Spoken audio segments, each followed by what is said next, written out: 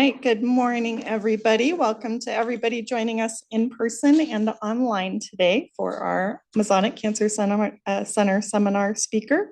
It is my pleasure to introduce Dr. Wendy Gordon, who's going to be talking to us today. Wendy received her PhD from the University of Chicago in physical chemistry, and then received postdoctoral training at Harvard in structural biophysics. She joined the faculty here at the U and has risen through the ranks to achieve full professor in the Department of Biochemistry, Molecular Biology, and Biophysics. Throughout her career here, Wendy has been very successful, very well funded by NIH, and has won numerous awards, including a Pew Scholar Award, an Excellence in Graduate Education Award, and has chaired and organized numerous national and international meetings, including an upcoming Gordon Conference on Notch signaling. Her lab's work is focused on understanding how mechanical signals outside the cell drive biology within the cell, and how dysregulation of these mechanotransduction pathways can contribute to diseases such as cancer. During her postdoc work, Wendy made the really fascinating discovery that these mechanical signaling pathways or exposure to mechanical stresses can activate Notch signaling. And for those of us, there are many people here and online who work on receptors, and I will say that sort of the mechanisms by which mechanical stresses activate these receptors, I think, is a really fascinating idea and one that we don't think about a lot. So I thought that was a really cool observation. And this has really formed the basis of the work in her lab. She's continued to work on understanding a Notch as a mechanosensing cell surface receptor. And she's also very active in developing tools and technology development, and has really developed some really innovative molecular tension sensors that allow studying of mechanosignaling at the single cell and single molecule level. So thank you so much for coming and sharing your work today, Wendy. Thank you for that introduction, and thank you all for coming to listen to me. You're kind of going to be guinea pigs because I'm putting together two topics that I've never put together before, and so I'll try to keep my eye on the time, but I might have to at some point skip over something, so bear with me. So my lab, we do kind of a lot of things, but like Kaylee said, we kind of started from this Notch mechanosignaling. So we study how cells sense and respond to mechanical forces from a very structural biophysics level using structural biology, and we apply forces to proteins and understand structural changes and things. And then we also develop a lot of tools to measure forces sensed by individual proteins in the context of cells. And then this third area I'm not really going to touch on today, but we link proteins and DNA together for various applications. And so today I'm going to kind of tell you two stories because I had given the title Measuring and Manipulating Mechanotransduction Pathways, which at the time I must have thought was really clever, but then when it came time to prepare the talk, I'm like, So anyway, this could be interesting. So anyway, mechanical forces drive a lot of critical cellular processes, and mechanical cues that cells in your body sense are things like applied forces like compression, fluid shear stress, stiffness of the microenvironment, as well as the contractile forces coming from inside of the cell. And this drives processes such as migration. I don't think that movie's going to play. And then one really elegant example, I think, is mechanical forces drive stem cell differentiation. So if you take undifferentiated cells and plate them on substrates that have different stiffnesses that mimic different extracellular matrices in the body, they'll differentiate into different cell types based on that. And then also even how when T cells are surveying around the body, trying to find their antigens, mechanical force is involved in how they're interacting with their antigen, and they have to exert just the exact amount of force between the T cell receptor and the antigen so that the immune synapse can form properly. And so how is mechanical force responsible for all of these diverse cellular processes? That's through a process called mechanotransduction. So I'm going to show you one example of mechanotransduction in integrin receptors. So integrins are cell surface proteins that are kind of the ubiquitous mechanosensors in the body, and they generally recognize ligands in the extracellular matrix. So you can see here's an integrin in the membrane. It's kind of in a bent conformation when it's inactive.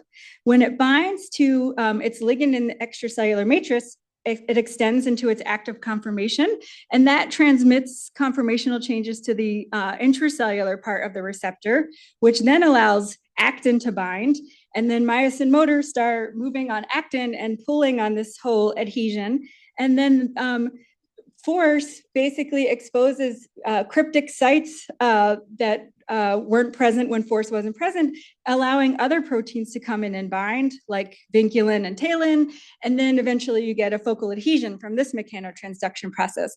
So mechanotransduction is basically forces are deforming protein conformation, which then exposes binding sites for other proteins and allows signaling cascades to happen, which is not unlike signaling cascades that you're very familiar with, like phosphorylation and post-translational modifications. So then, so mechanotransduction happens kind of at a molecular level. And then integrin signaling is then in a network with lots of other cellular signaling pathways in the cell, like Rho, PI3K, that then leads to diverse cellular responses. And there are other mechanosensing proteins besides integrins as well. So you have this kind of network of cellular responses that turns the mechanical force into some sort of cellular response. And so the cellular responses that are related to mechanical forces are called mechanical phenotypes. So this network of signaling leads to how a cell adheres to its substrate. It leads to cells generating traction forces on their surroundings. It leads to cell migration. And then it also leads to cells having a certain squishiness or Young's modulus that can be measured. And so these mechanical phenotypes, it's kind of an umbrella term, which is mechanotype, are kind of then the result of mechanotransduction. And so mechanical phenotypes differ between normal cells and disease cells often. And this is kind of intuitive. You often diagnose tumors because they're stiffer than the surrounding cells. But this is true, and I'm just showing you a bunch of different examples on this slide.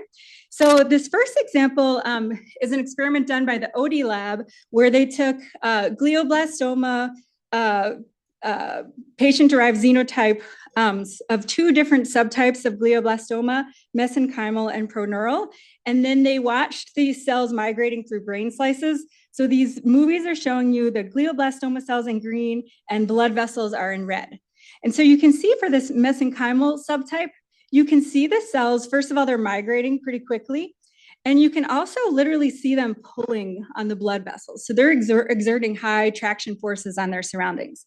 Whereas this proneural subtype, the glioblastoma cells aren't really migrating and they're also not pulling on their surroundings. So these subtypes have very different mechanical phenotypes. Another example is that I think this is breast cancer cells. Metastatic cells are often squishier than normal cancer cells as they likely need to adapt to squeeze through blood vessels and things like that. So this is showing you a measurement using like a microfluidic method to measure, to indent the cells. And so the metastatic cells are squishier than normal cancer cells. Down here is showing you breast cancer cells that are presented with two different substrates, and the soft to the left and stiff to the right. And the breast cancer cells are preferentially migrating towards the stiffer substrate. This is a process called durotaxis. And then this example is showing you that cells in disease states generate different traction forces on their surroundings. So on the left is showing you traction force microscopy, where this is one cell, and the more colored it is, the higher the force it's exerting on its substrate. And so cancerous cells are often exerting higher traction forces than normal cells. And then this company, Foresight Bio, measured traction forces of many different disease cells compared to their kind of normal counterparts. And they see that basically disease cells can either exert lower or higher forces on their surrounding than the normal counterparts. So this begs the question, if this is something that's very obviously different in many diseases, is it something that you can therapeutically target? And so, yes, you can. There are several examples in recent years of people developing mechanotherapeutics that target different mechanotransduction pathways in the cell to target fibrosis and things like that. And so in order to develop more of these mechanotherapeutics, you need good assays to be able to measure these mechanical phenotypes. These phenotypes are pretty diverse. There's not any one measurement that can measure all aspects of mechanical phenotype. But you can imagine that if you had a method that could measure a few aspects of mechanical phenotype, like migration and traction force or something, that you could have a normal cell that has this complex mechanical phenotype where you might have like high integrin or low integrin adhesion, high traction force, whatever, these different parameters. And then you could imagine that you have a cancer cell that has a very different mechanical phenotype. And then if you had a high throughput assay that would allow you to measure these mechanical phenotypes, you could do CRISPR screens and drug screens to then find drugs or genes that revert the mechanical phenotype from abnormal back to normal. And so this is kind of what we set out to do. And so the other thing I want to mention is that a lot of the methods that people use to measure mechanical phenotypes, like these indentation methods or traction force microscopy, are kind of measuring cell level mechanical phenotypes. But we thought that kind of misses some of the molecular information about specific adhesions that might be occurring in a certain disease. So we wanted to be able to interrogate forces at the molecular level. So we turned to something called molecular tension sensors, which measure forces exerted by individual proteins in the cell instead of whole cell forces. And so the magnitude of force that individual proteins sense is on the order of piconewtons, which is 10 to the minus 12 newtons, so really tiny. Okay, so there's this whole field of molecular tension sensors. I'm showing you one example here, which is not a high throughput version, but it's kind of the first one. This is what got us into this field. So a molecular tension sensor is basically a biosensor that senses force. So you have some element, some molecular spring that alters its state when force is applied. So in this example, I'm showing you, we just have a flexible peptide that is 40 amino acids, and when it stretches out, when force is applied. And then you need reporters of that change in the molecular spring. And so usually people use fluorescence. So you have two things that are fluorescent on either side. And because of energy transfer between them, they emit different amounts of light depending on how far apart they are. Then you can genetically encode this into any protein that you want in the cell, and you have a molecular tension sensor. So we made one where we inserted this sensor into vinculin, which is a focal adhesion protein. And in this study, we measured the effects of muscular dystrophy-associated mutations in the protein dystrophin on the focal adhesion tensions in the cell. And we found that these muscular dystrophy mutations decreased the forces that the cells were exerting on their surroundings. And I just want to mention that there are a lot of labs here that work on cardiomyopathies using iPSC-derived cardiomyocytes. And they are using this vinculin tension sensor to measure. They actually get much more beautiful images than I ever did. So showing you on the left, this is one cell, and you can see these beautiful focal adhesions. And then in the presence of a lamin A mutation, which leads to a cardiomyopathy, you get very distinct differences in the focal adhesions as well as the forces at the focal adhesions. But so these methods, molecular tension sensor methods, generally have been use high resolution imaging, but these are very low throughput. So we wondered if we could use a different type of molecular tension sensor to make a high throughput assay. So we developed an assay called RAD-TGTs a few years ago. And so RAD-TGT stands for, well, we originally called them rupture and deliver. And then TGT is called tension gauge tether. It's the specific DNA probe that I'll tell you about in a second. But Dave Alargaspada, we often talk about these RAD TGTs, and he had a really good name for them, which I think is even better. I think reporter of adhesion dynamics. So anyway, we use that now too. Okay, so the idea is that it's a high throughput. You have a 96-well plate. And in the plate, you have DNA probes. I'll tell you more about them in a second, immobilized to the plate. And then you plate cells on top of it. And then a fluorescent payload gets delivered into the cell based on the forces that the cells are exerting, like adhesion or contractility and things like that. And you can read that out by flow cytometry in this version of the assay. So let me tell you a little bit more detail. So the DNA probes are actually DNA duplexes. And so DNA duplexes, when you apply force to them, will rupture. And so these DNA duplexes are immobilized to the surface. They have a fluorophore on the top strand. And then they have, I'm going to kind of gloss over this, but they have a ligand also on the top strand that recognizes something on the cell. In this case, an integrin, an RGD binding integrin. And so we use a ligand called echostatin, which is a very high affinity ligand for integrins. And then the other kind of cool thing about DNA duplexes is that you can tune the forces that they rupture at based on whether you pull on them by unzipping them versus shearing them. Anyway, that part's not important, but we basically have two flavors. We have a low force that's kind of really sensitive generally to cell adhesion, and then high force ones that are activated or ruptured more when you have contractile forces generated by the cell. Okay, so then now looking in a little more detail at what happens when a cell encounters these DNA duplexes coated with ligands. So here's a cell, it binds to the ligand. The cellular forces rupture this DNA duplex or multiple DNA duplexes. And then you can then basically read out fluorescence. So if you're doing high resolution imaging of the surface that the cells are plated on, you see a loss of fluorescence. That's how most people do these experiments. But we wondered if we could look at, so now you have this oligo attached to the cell. It's going to get internalized by endocytic processes and get delivered into the cell. Could you read out, based on how fluorescent the cell gets, how much force that cell generated? So the more oligos that get ruptured, the more force that cell generated, and you can read out by flow cytometry compared to a negative control.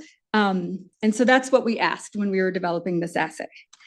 So now I'm gonna, okay, and it's a really easy assay to do. You can use off-the-shelf oligos, you can use glass or plastic plates. It's just kind of a bunch of incubations, and then you dissociate the cells and analyze by flow. Okay, so does the assay measure cellular forces? That's important if we want to measure mechanical phenotypes. Okay, so now I'm showing you the first bit of data here. So this is a fluorescence histogram. So the Cy5 fluorophore that was on the oligo is read out on the x-axis. And so we have in gray, negative control, and then the filled in orange is I think these are U251 cells. They're plated on either the low force or the high force TGTs. And so you can see you get a nice shift in fluorescence between the negative and the positive control. So that's good. And you can see that there's a less of a shift in fluorescence when they're plated on the high force TGTs, because which makes sense. Those forces are higher. And so there's a higher threshold that the cells have to overcome to rupture those DNA duplexes. And then we treated the cells with blebistatin, which is a myosin inhibitor. And so that's the dashed line here. And you can see that the fluorescence decreases. So that's good. This assay seems to be measuring forces. We also had U251 cells where the talin focal adhesion protein was knocked out, as well as a cell surface receptor called CD44, which has also been implicated in mechanosensing. And so you can see in the dark blue, this is wild type cells, but in green and this lighter blue are the knockouts. And you can see that the fluorescence decreases when putative mechanosensors are knocked out. So that's another piece of evidence that we're measuring forces here. And then we also had vinculin knockout cells. These are MEFs. And so here's the negative control and the positive control. The vinculin knockout goes almost all the way down to the negative control. And then we transfected in vinculin GFP to try to rescue the vinculin. So again, these all demonstrate that the assay seems to be measuring mechanical forces, adhesion, and kind of contractile forces. Okay, so then what about the high throughput readout? So I told you about flow cytometries. So that's somewhat high throughput, except the problem is that you have to dissociate the cells for that assay. So if you want to look at hundreds of things, it's kind of a long experiment. So we also wanted to explore other kinds of readouts. So in in our first paper, we attached DNA barcodes onto the TGTs. And so then after cells exert force, the DNA barcodes get internalized into the cell, and we could quantify the DNA barcodes using next generation sequencing. And so that worked pretty well, and that could be really good for different kinds of screens. And then my student, Matthew McMahon, is now working on a version of the assay where this can be done kind of in situ and in real time, where you attach a piece of split luciferase onto the TGTs, and then you have the other piece of split luciferase in the cell. So when force is exerted and the split luciferase gets internalized, you get complementation of the luciferase, and you get a big burst of luciferase light. And so this assay is actually working pretty well. And the kind of cool thing also, in addition to being able to do this kind of in 384 well plates and in situ, the signal to noise between negative control and positive control is 100-fold compared to only 10-fold in our kind of fluorescent flow version. So we think this could also be really useful for different screens and for looking at cells that maybe don't exert really high forces, like some of the immune cells and things like that. Okay, so then next on our wish list was, I told you we wanted to be able to look at molecular level forces and probe other adhesions besides integrins, because first of all, the ligands that most people in the tension sensor field use are ligands that bind to RGD binding integrins, but there are lots of other integrins, like the integrins on immune cells, that don't fall into this class. So we want to be able to use different ligands or antibodies that bind to other mechanosensing proteins. And then, yeah, there are hundreds of cell surface receptors that are present at cell-to-cell adhesions or cell extracellular matrix adhesions that are likely important mechanosensors too, and we want to be able to probe those as well.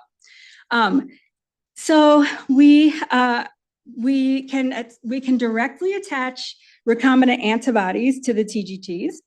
And then we can also indirectly attach off-the-shelf antibodies to the TGTs via a photo cross-linking reaction that I'm not going to go into detail about. But then this has allowed us to take an anti-LFA1 antibody. And so LFA1 is one of the integrins on immune cells. And so, but then we were able to actually take natural killer cells from a person, and shown in blue is, dark blue is the negative control, and in red is the forces or the fluorescence that's internalized by the natural killer cells. So this kind of demonstrates that we can use different ligands, and we can use diverse cell types, like even these are technically kind of patient cells.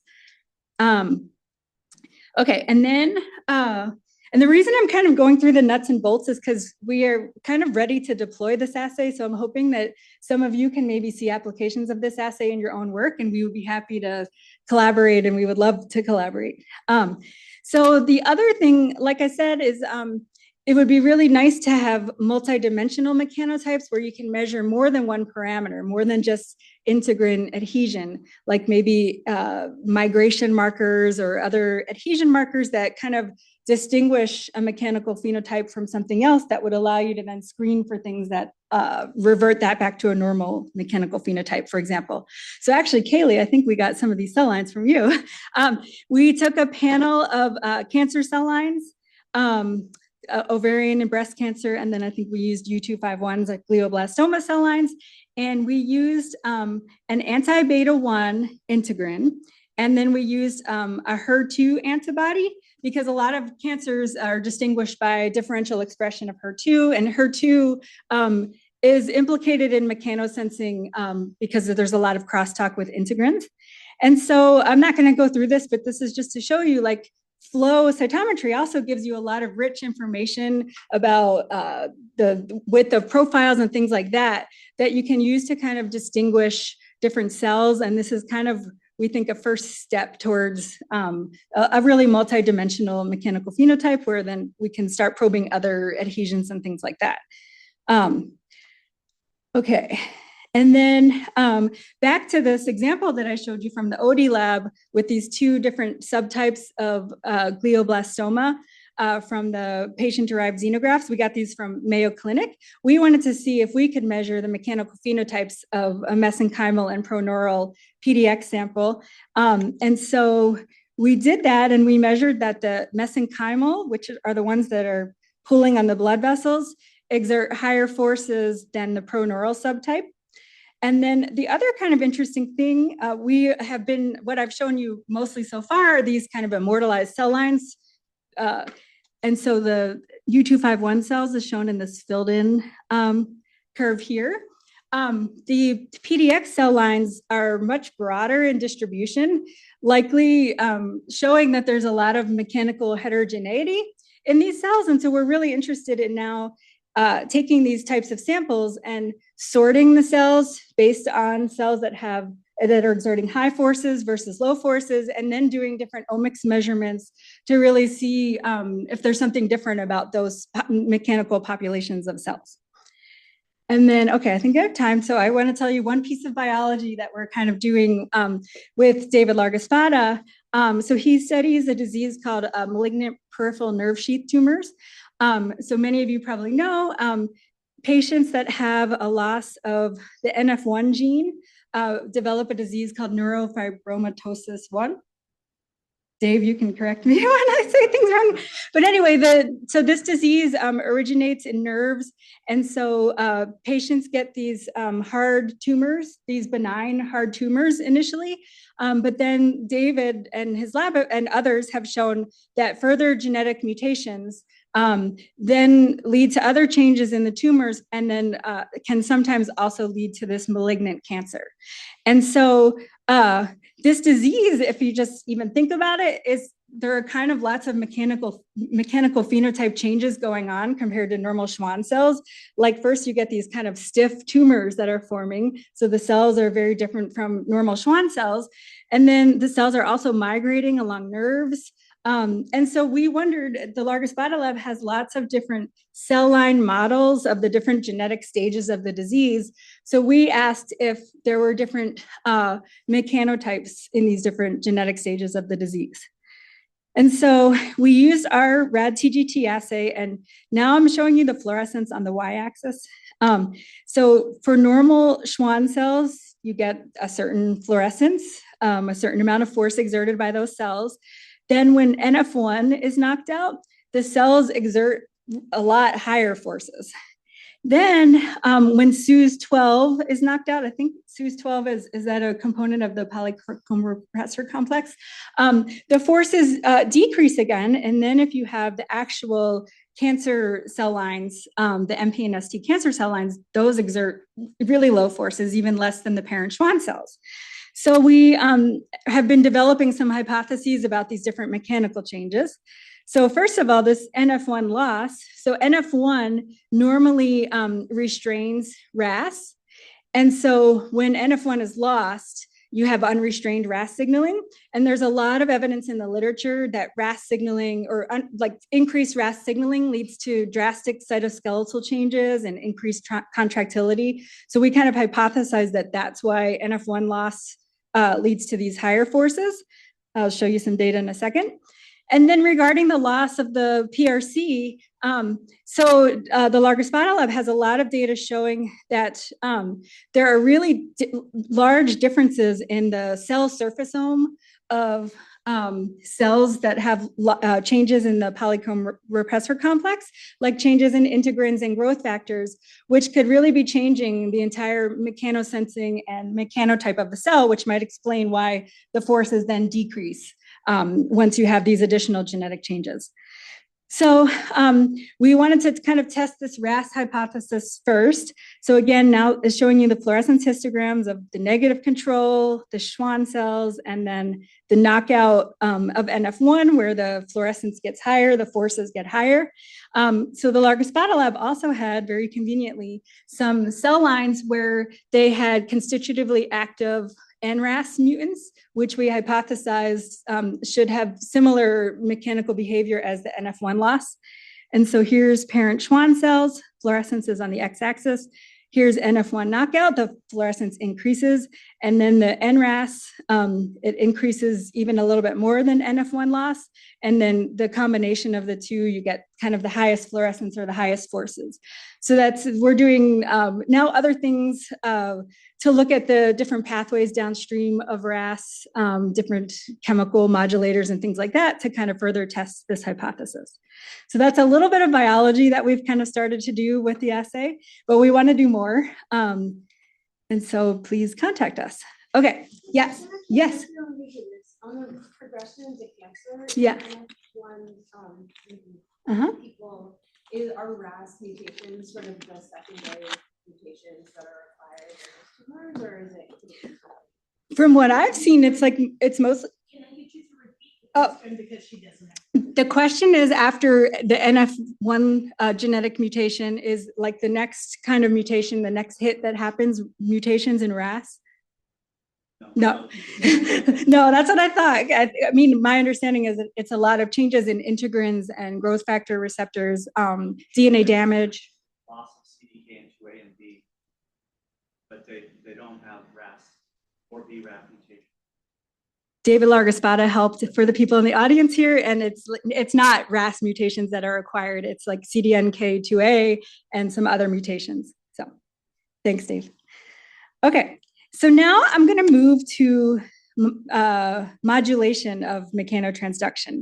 So first, it's going to be familiar because I'm going to tell you about an application of this RAD-TGT assay, but then I'm going to move into Notch, and that's going to be very different. So, okay. So integrins, like I said, are kind of ubiquitous mechanosensor. They're dysregulated in lots of diseases. So people have been trying to modulate integrin function with small molecules and antibodies for many, many years. In cancer, there hasn't been a lot of success yet, but there are some integrin inhibitors and agonists that are used in, I think, multiple sclerosis and colitis, ulcerative colitis.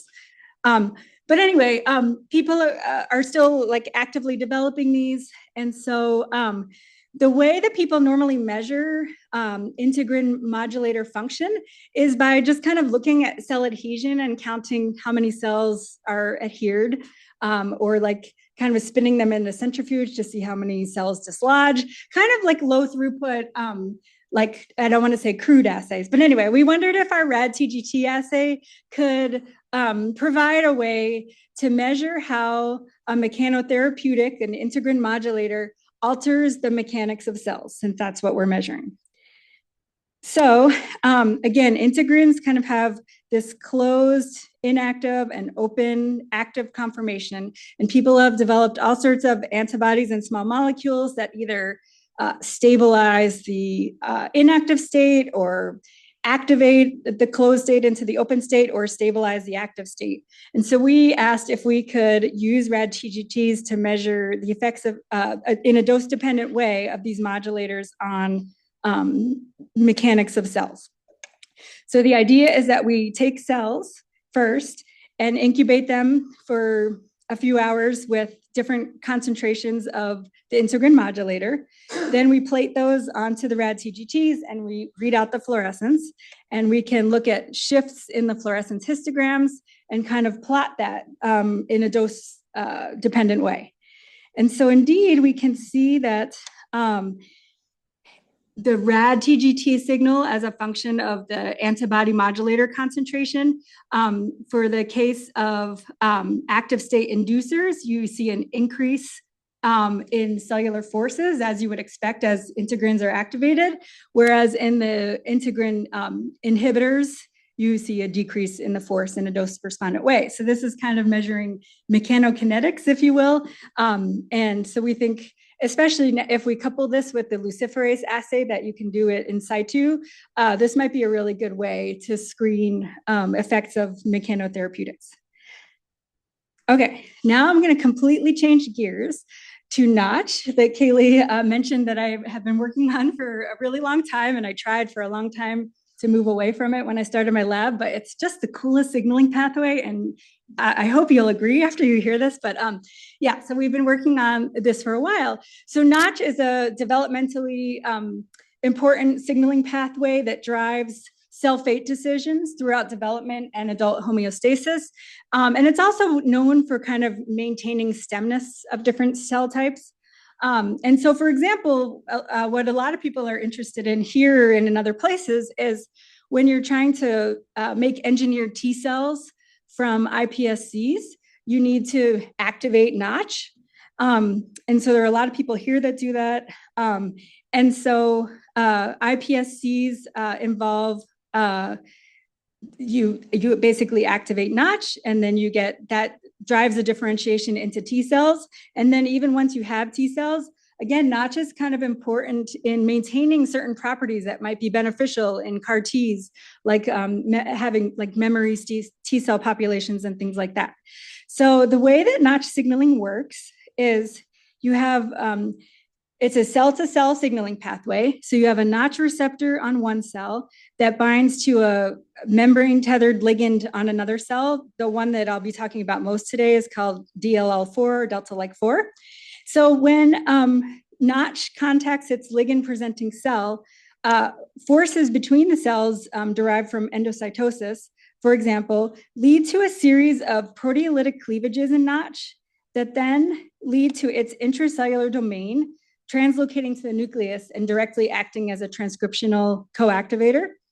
And so, and I should say that we have a grant with Joe Moretta and Jeremy Allred here to develop modulators of Notch, other ways to activate Notch than what people currently do. And so that's what I'm going to tell you about. So this control of the proteolytic cleavages is really what controls Notch signaling. And that is done by this domain just outside of the membrane of Notch called the negative regulatory region, or the NRR. And this is what I like solved crystal structures of a really long time ago. Anyway, before force is sensed between cells, this NRR is in a closed conformation and it buries a proteolytic site in the conformation of the protein. And then when force is applied, a conformational change occurs that exposes that protease site and allows the protease to cleave and leads to Notch activation. So people early on realized that this domain is really like the activation switch, and it's really key to controlling Notch. And so people for many years have been trying to modulate Notch through targeting this domain.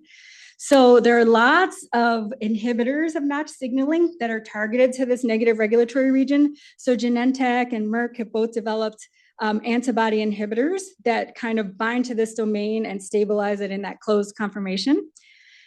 And then, I don't know, this has become very popular in the CAR T area. There's a synthetic biology application of Notch called SynNotch. Have any of you ever heard of it? Where basically you use this proteolytic switch mechanism of the NRR you drive contact of a T cell with a cancer cell of interest. And then the proteolytic switch allows you to then express a CAR on the surface of the T cell that will then go and kill the cancer cell. And so this NRR domain has been harnessed in some really cool ways. But what about activating Notch, which is what we need to do to convert iPSCs into T cells? So because of this mechanical force kind of mechanism, it's very hard to activate Notch non-physiologically. The way that most people do it is if you plate Notch ligands on a surface, and then you plate cells on top of that, and they're kind of migrating and adhering, that's generating some forces across the ligand that mimic the physiologic force. And so you can activate Notch that way, but that's, limits you to 2D. And in a lot of these cell engineering platforms, you might want to do kind of larger 3D kind of cultures. You can attach ligands to large beads, which then exert kind of drag forces when you add them when they're attached to the cells. So that's another way. People have engineered the ligands to bind tighter, which has some advantages. There is one example of an antibody agonist of a homolog of Notch called Notch3, which is not the one that's involved in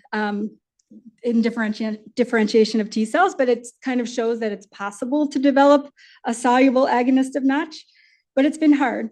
So we have had this grant and have been working on this for a bit, so has everyone else in the field. A few cell bridging agonists of Notch have emerged just in the last year, where people take a binder to Notch and a binder to something else on another cell, or bind to two notches on neighboring cells. And by bridging cells together, and the cells are kind of moving around, this kind of mimics the physiologic force and allows you to activate notch, but none of them are quite as good as physiologic or plated ligand. So we had been working on this as well. And so many of you probably are familiar with Carson Wagner here. So he has this really cool platform called chemically self-assembled nanorings. And so there are these octameric rings that you can decorate with any ligand you want. So we had envisioned putting notch ligands on that and making kind of these cell bridging activators. So we kind of continued on this, even though we kind of got scooped on it. And so we hypothesized, again, that the bridging of a reagent between cells would allow you to activate notch as kind of a soluble agonist. And so the way that these CSANs work, they're comprised, I'm going to kind of gloss over some of this, of these dihydrofolate reductase dimers called 1DDs. And then you add this drug, bismethotrexate, and they assemble into these octamers. And you can decorate them with anything you want, and you can control which side of the ring things are on and things like that.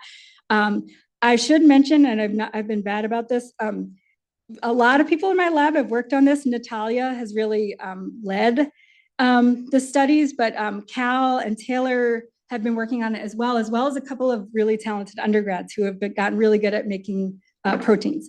So anyway, we're able to assemble these CSANs. This is a size exclusion chromatography where bigger things come out first. And so the CSANs come out in this early peak. That's how the Wagner lab confirms that they've made them, among other methods. Okay, so then to read out how our agonists are working, we use a reporter cell line initially. So basically we have a CHO-K1 cells constitutively expressing notch. And when notch activation happens, you get transcription of citrine. So we can read out green cells. So that's our reporter assay. Our positive control is always plated notch ligand because that activates notch really well. And so this is what the negative and the positive control look like. With plated delta-like 4, you get a huge increase in citrine fluorescence. Okay, so what about these CSANs? So first of all, soluble ligand generally doesn't activate notch. But this delta-like 4 max that has been engineered to bind notch more tightly does appear to activate notch a little bit. We also think it's kind of a sticky molecule. So when you're adding it to a cell culture plate, some of it is actually probably getting immobilized and acting as a plated ligand. And then we have these 1DD dimers, and those activate notch. There also could be cell bridging kinds of activators. And then the CSANs activate kind of the best, but none of them as good as plated ligand. So the other downside of using these kind of, in addition to these being cell bridging, but using this delta-like 4 native notch ligand, is that, well, first of all, these agonists require cell-to-cell contact, which might not be possible depending on, or preferred depending on your application. The delta-like 4 that you have to attach to these rings is kind of hard to make and kind of sticky. And then delta-like 4 activates all 4 notch receptors, and we want one that's specific to notch 1. So we started exploring other binders of notch that could maybe make better agonists. So I've had this collaboration with Chris Garcia at Stanford, kind of around COVID. He had contacted me. He had developed these binders of this notch negative regulatory region called DARPins. These are designed ankyrin repeat proteins. And he has 2 of them that bind to he has crystal structures of them, and they bind to 2 different locations on this activation switch of notch. So we were wondering if we could make some activators out of these reagents.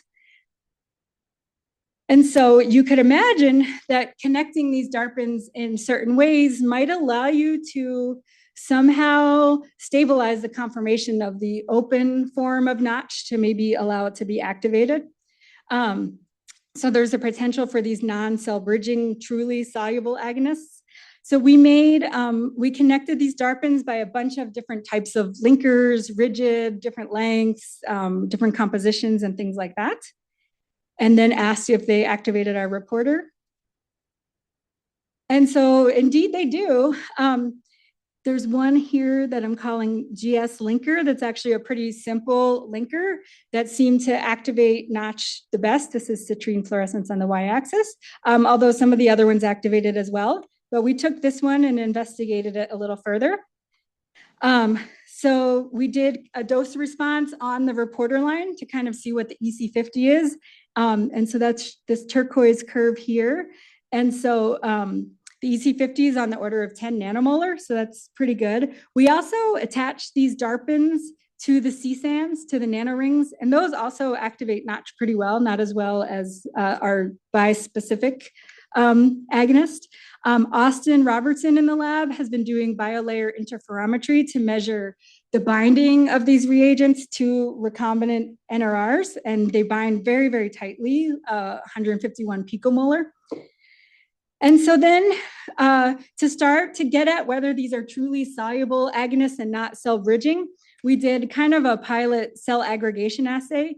So this is cells with no treatment. This is cells treated with the delta-like 4 CSANs, which we hypothesize are cell bridging agonists based on the other publications and things like that. And you can see these big clusters of cells in the cell aggregation assay. But when we treat with this DARPin bispecific, we don't see any cell clustering. So this is a piece of evidence that maybe this is a truly soluble Notch agonist. And so now currently, Jeremy is working on using these reagents in the iPSC to see T-cell differentiation assay. And then we are also in our lab looking at how these agonists alter T-cell activation, because there are some reports that they synergize with activation of the TCR. So we're working on those experiments. So that is all. So I told you about measuring mechanotransduction with the rad-CGTs, and if anyone wants to try these out or design an experiment with us, we'd be happy to talk about that. And then we talked about modulating mechanotransduction and being able to measure the effects of mechanotherapeutics, as well as this kind of more molecular story where we're developing agonists based on kind of the structural biology and the mechanobiology of the Notch receptor. So happy, I think I showed pictures of everyone along the way, but I'm very thankful to my lab and collaborators and former lab members and funding and things like that. So thank you so much for listening.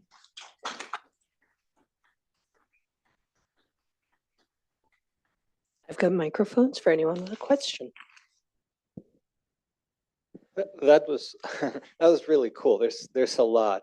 So I have two questions that are pretty general. One is, how dynamic are these changes in signaling forces? So if you have cells and you take them from a single cell suspension to a plate or vice versa, how quickly do these pathways? So when you have, for example, the PDX and you have this heterogeneity, Yeah. and you sort, like, are these cells, do they require complete epigenetic modulation to change their structure? Is it a really dynamic signaling? That's what we're hoping to find out. I mean, there is some evidence in the literature about applying forces to cells and seeing chromatin changes and things like that within minutes. But in like a PDX cell line, it's hard to say how sustained those are or how many hits it needed to make like a. Yeah, I mean, just it's really cool, but I wonder if, when you go from say tumor to cell state, if you've totally changed everything. But do you? The other question is, do you know how connected these are to stress responses? I mean, it seems to me that the stress response would be intimately associated with mechanotransduction, and I don't know if that's been. Yeah, no, that has been explored. I mean, basically, I think people haven't appreciated how intertwined mechanotransduction is with everything else in the cell, and just like there's crosstalk between metabolism and everything. So I don't know specific papers about the stress response, but I would bet that there's some literature on that and that there's something there. The question was about the link between mechanical forces and the stress response, but that's something we can look at if we actually start to sort the cells and do some of the omics that we hope to do, mechanomics. Yes, Tanya. Oh, sorry. I'm actually curious with, I really like the. Sorry, I'm sorry. I forget about this in people. I'm really curious about the bispecific response, and there is a population of cells that are non-responders. And I'm curious whether you think that's just stochastic or whether you could actually look at like atom protease expression on those cells, or if there's some actual interesting reason. Yes, Tanya asked about the bispecific response. Not all of the cells responded, maybe not even as well as the plated ligand. Yeah, it's a really interesting question that we've been thinking about a lot lately because, like I told you, this mechanical force is involved in Notch signaling. It's usually between two cells. And then just like in the immune cells, there's a synapse that forms between Notch and ligands. Like you get one interaction and then you get some clustering that happens. When you have a soluble agonist, yes, we might be binding to every notch on the cell surface, which even plated ligand can't do because it's in 2D. But we might be missing something about the immune synapse and kind of the organization of the proteins that needs to happen to really 100% activate Notch. So we are doing some RNA-seq to kind of compare those two different ways of activating Notch to see if there's anything else we can kind of add in to our ingredient list of tri-specifics or something that might be able to engage what's missing. But yeah, great question. Awesome talk. So for the future, can you think of a way to do this in vivo for a tumor growing in vivo and either instill in So you mean reagents? the tension sensing assay? Yes. Yeah, or is there a genetically encoded version of what you've?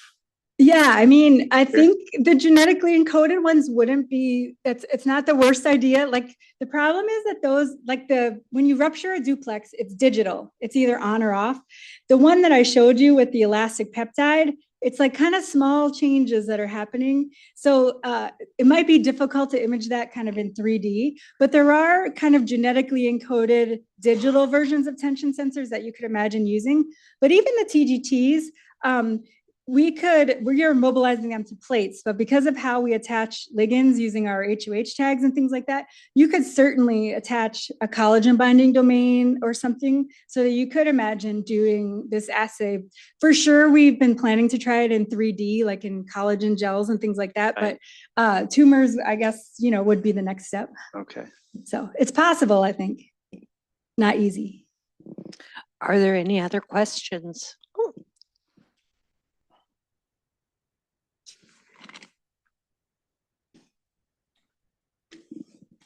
This is on, right? Thank you, Wendy. That was a really thought-provoking talk. So you kind of ended with your Notch activator and T cell activation. And my mind immediately goes to, therapeutic targeting. It'd be great to obviously activate T cells in tumors, but are there ways to keep the Notch activator away from the tumor cell? Because you wouldn't want Notch activation in tumor cells, I assume. Yeah, I mean, we've been because lots of people in Genentech has tried for many, many years to use their various inhibitors and things for treating diseases, because like leukemias and things like that, there are lots of diseases where you'd want to inhibit Notch. And it's problematic because Notch is a very context-dependent signaling pathway. It can act as an oncogene or a tumor suppressor, depending on the context. So the idea of giving a Notch inhibitor, or although people give gamma secretase inhibitors, which are the inhibitors of one of the cleavages of Notch to patients, I think. Anyway, there could be problems doing that. So we've been kind of envisioning it more in you take the cells out of the person and engineer them and use Notch to kind of enhance the engineering. But I think you might be able to tune things so that you're targeting it only to specific cell types, which might mitigate some of those problems. Thank you. So, great questions. Thank you all for the questions, and thank you for coming out on a dreary morning. All right, let's say thank you.